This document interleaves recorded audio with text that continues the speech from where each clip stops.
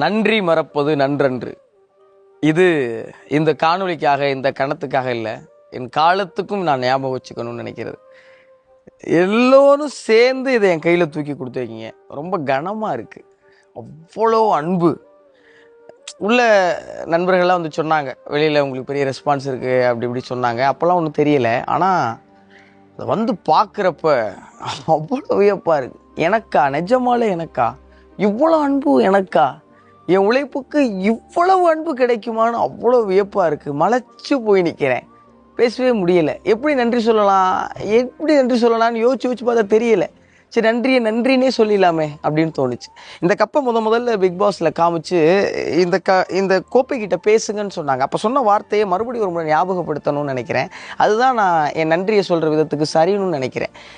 இந்த மக்களின் அன்பும் அங்கீகாரமுமான கோப்பை மிக நிச்சயமாக என்னுடைய நேர்மையாலையும் என்னுடைய உண்மையாலையும் நானாக இருக்கிறதாலையும் காப்பாற்றிக்குவேன். இது என் உழைப்பின் மேலே சத்தியம். நெஞ்சம் நிறைந்த நன்றி உங்கள் எல்லாருக்குமே.